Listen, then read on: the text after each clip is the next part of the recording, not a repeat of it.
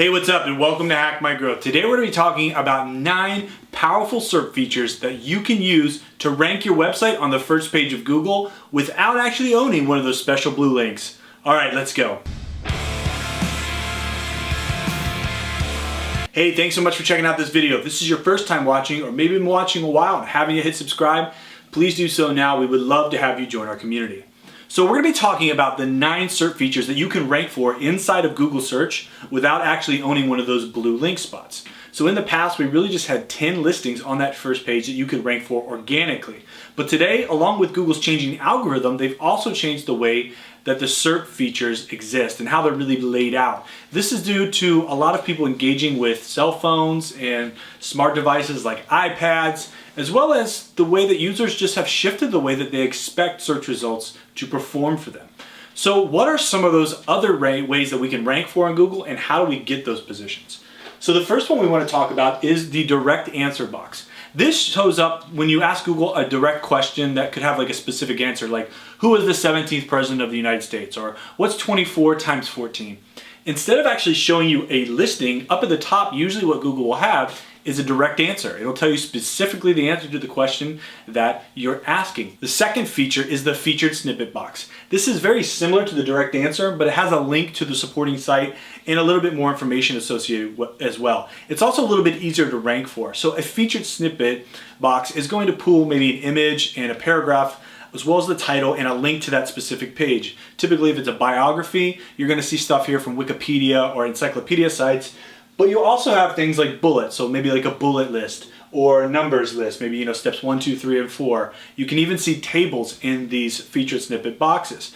Now, this is a great opportunity for you to look at the types of terms that people are searching for, figure out the type of content that Google's returning, create that type of content, and then mark that content up using schema markup. Now, we've done a video on schema, and schema is something that I highly recommend and honestly plays a huge role in all of these featured listings, but it's important for you to have the right content first and then go back and mark that content up so that it can be more easily found in the search results.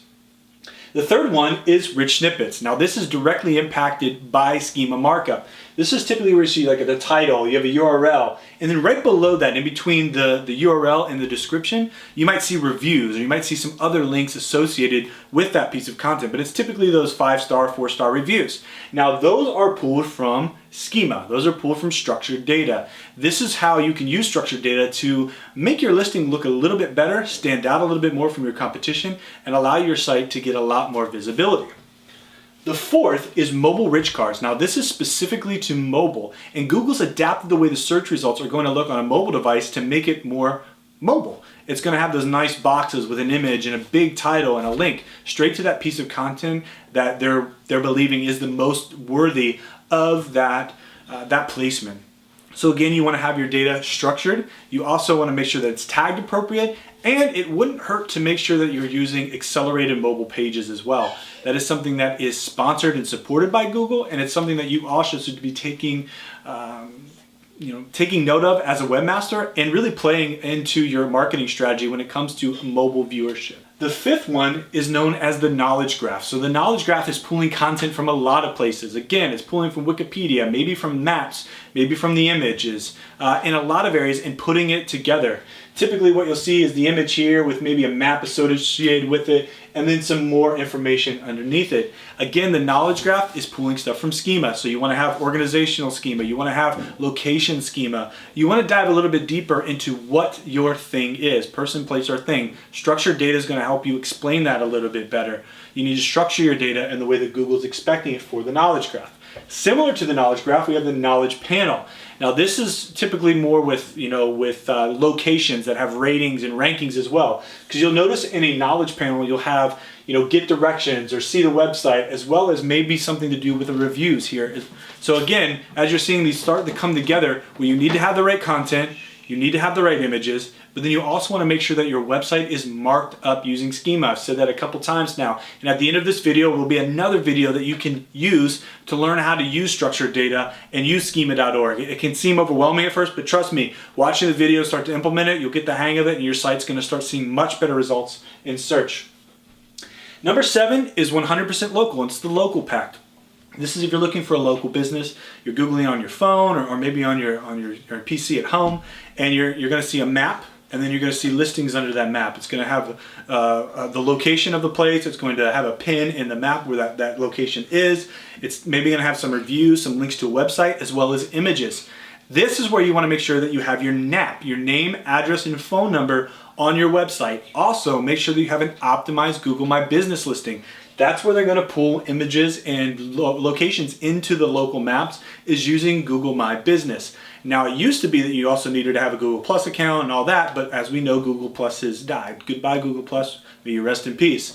But Google My Business is still extremely important, extremely active. Get reviews on there. Reviews are extremely important when it comes to local search. Make sure that your Google My Business place is optimized and that your site also reflects that information in the name, address, and phone number.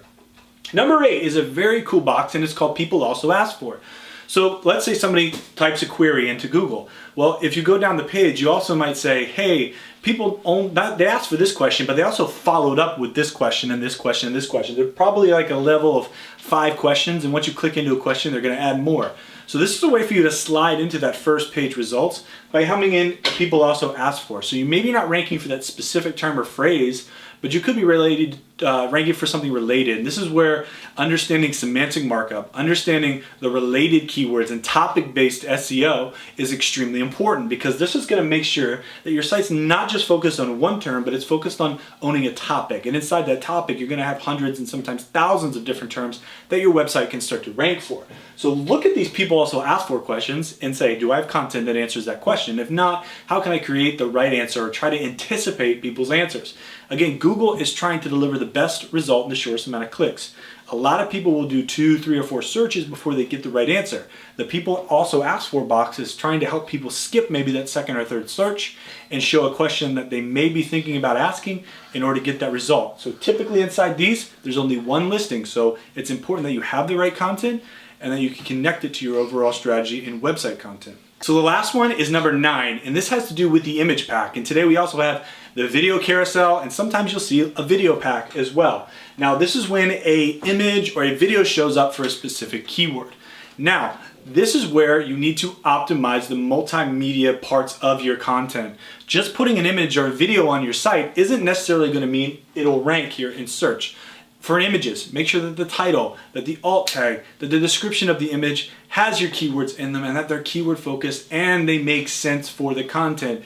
Google can crawl those images. They can understand a little bit of the context of an image with their new AI tools, where they're scanning images and making sure, does this image make sense? So make sure that you do that. For videos, the same way. Now, how do you mark up your video? Yes, you want to have the right file names, but you also want to make sure that you're using the JSON schema markup for video, that you're putting in the titles, the descriptions, how much engagement that video's gotten, what's the rating of that video, what's the supporting thumbnail. That's going to help make sure that your videos also show up in search. So as you can see from this video, we've got a lot more than the 10 blue links we used to have. We discussed 9 powerful new SERP features that you can start to take advantage of.